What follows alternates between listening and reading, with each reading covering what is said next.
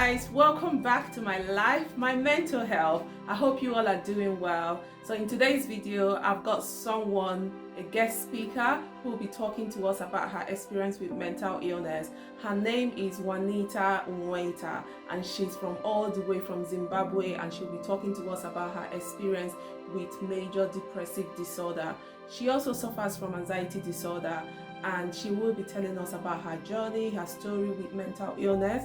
She'll talk to us about her experiences. She'll tell us what depression means to her. Sometimes it's best and it's easier to hear it from the horse's mouth, from someone who has a lived experience of mental illness. And she's come all the way from Zimbabwe, and she'll be telling us all about her story. She's also a champion for major depressive disorder, and she's also an advocate for major depressive disorder. So please guys, listen to her till the end, and hopefully her video will inspire someone, it will motivate someone, and I hope it does. Thank you so much. She's so special to me, and I am so grateful that she accepted to come to my platform to talk about her experience with mental illness. Thank you so much. So I'm going to let her talk to you guys about her experience with major depressive disorder. My name is Juanita Nweta. I'm a major depression disorder survivor, and also I'm at war with anxiety disorders. First and foremost, I want to acknowledge Steff-Annie for giving me this opportunity for me to go viral with my testimony. I was diagnosed with postpartum depression in May 2013. Then in August 2013, it cascaded into major depression. I think this is a journey worth taking, so sit back and relax and enjoy this journey. The meaning of depression from somebody who has lived it is quite breathtaking, and it takes a toll on you emotionally, physically, and even psychologically. Why I say so? It is something that is quite disturbing in the routine of being a mother, a sister, a friend, or even the member of society. So to me, depression is quite a tall order on a person's livelihood.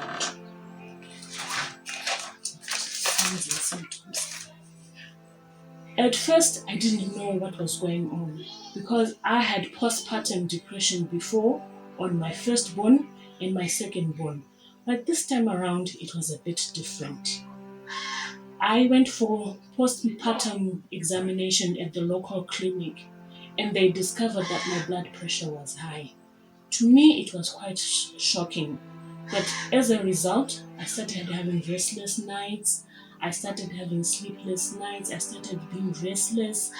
I didn't manage to sleep well, even to concentrate well in breastfeeding the baby.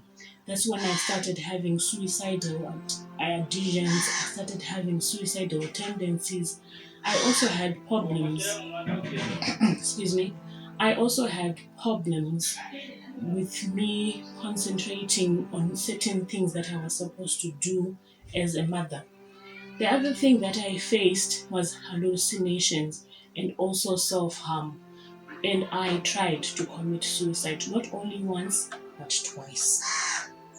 The major challenges that I faced during my episodes in my journey as a major depression disorder survivor is the issue with my in-laws, the family that I was married into.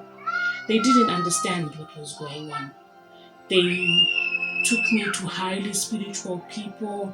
They took me to the apostolic sects that I never approved of. And because during that time, I had no way to express myself. I didn't have a voice, should I say, about what was going on at the time that I was having these episodes. I had a difficult time to explain to them, to say, you know what, this is something that had happened because of lack of attention, lack of supportive care during the time with my ex-husband. I faced a lot of challenges, especially from my in-laws, which ended up me and my husband breaking up. In terms of support, I had a lot of psychosocial support. I had psychosocial support from my family, that is my biological family. I had psychosocial support even from my family at church, and as well the neighbors that I grew up with. But the thing that I'm grateful for is the support that I got from Annex Hospital here in Harare, Zimbabwe. They gave me a lot of support during the time I had episodes of major depression. I am very grateful to the colleagues that were there, the psychologists and the psychiatrists who were there during the time that I was facing major depression. I had a lot of help from them, and even I got the opportunity to get on one-on-one with one of the group of psychologists who were there, who walked me through the time that I was majorly depressed, and even the psychiatrists for helping me have a balance within myself chemically, because it really did affect my well-being. Self-help and coping mechanisms. I would say the most important thing that I do for self-help is talking about my problem, talking about my thoughts, talking about my feelings, and in the result, it helps me cope better when I'm having stressful events. This as well is a thing that I would also recommend that people use for coping mechanisms, especially when you realize that you are about to get into a depressive episode. And as well, taking a walk, moving away from the toxic event or the negative issues that are happening in life. These days we are facing a lot of negativity because of the COVID-19, but I would recommend when people have problems with depression or are about to be depressed about these issues, they take a walk, moving away from the negative news. It also helps them a lot. Ignorance and lack of awareness. Yes, I was really upset with some people that I dealt with who would take advantage of me during my vulnerable time when I was majorly depressed. I could tell from the event that I would not want to disclose much, but from this event it was very disturbing up to this day, because when the person took advantage of me, they thought I didn't know what was going on. I had lost my mind. I didn't understand what was going on. But up to this day, I relive the event. I relive everything, each step of the way. So because of ignorance and lack of exposure or lack of experience thereof, people took advantage of me, and it upsets me up to this day. Yes, I face a lot of stigma, and I know how stigma can affect a person who has suffered and who still suffers from anxiety disorders. A lot of people don't understand what will be going on when a person is depressed. She wants to enjoy her life, and she wants to continue to contribute immensely to society and people around her. So sometimes it was it's so difficult. So maybe you want to take a thought or a contribution towards people, or you also want to take a joyful ride and having fun with people, laugh or even dance with people.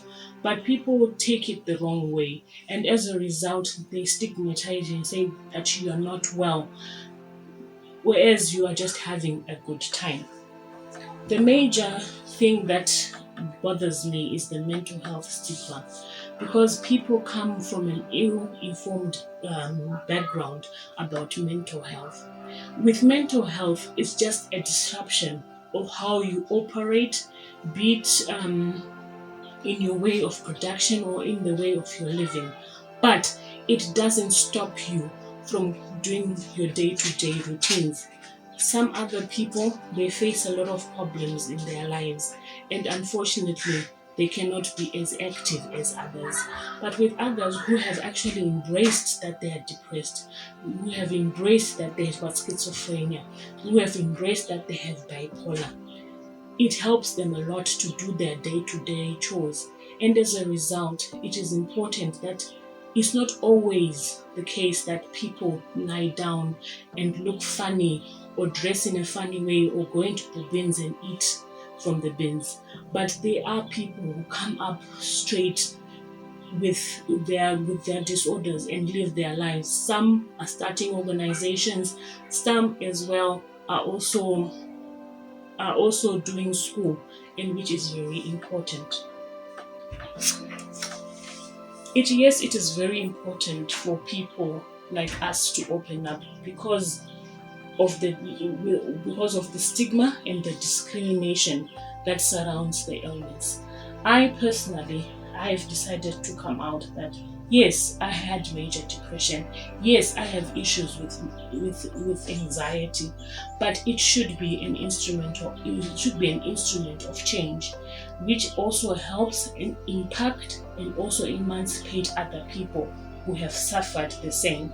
So I want to acknowledge myself that I am a champion in advocacy of major depression, and I'm also an advocacy for anxiety, so that at least with the life that we are living, we open up to these disorders one step at a time. Yes, it was a choice for me to open up to this story because I know I know that it is important that we open up to these stories, to share it to the world that yes, I can be an advocate of change. Yes, I can operate my normal self as Moita despite the fact that I had major depression. Yes, I can operate despite the fact that I'm anxious, I have anxiety attacks. But it is a choice that we face each and every day so that we can make a world a better place. Mweta, thank you for taking our time to talk to my viewers about your experience and your story with mental illness. Thank you for taking us through your journey with major depressive disorder. I am so grateful that you were able to come to my platform and to talk about your journey and your story with mental illness. And I'm wishing you all the very best for the future. And also, I just want you to know that this is the first to so many collabs that we can do together in the future. And I'm so grateful that you were able to share your story with me and with my viewers. Anyway, until next time, guys, so keep living life, keep enjoying life, and keep loving yourself. I'll see you guys very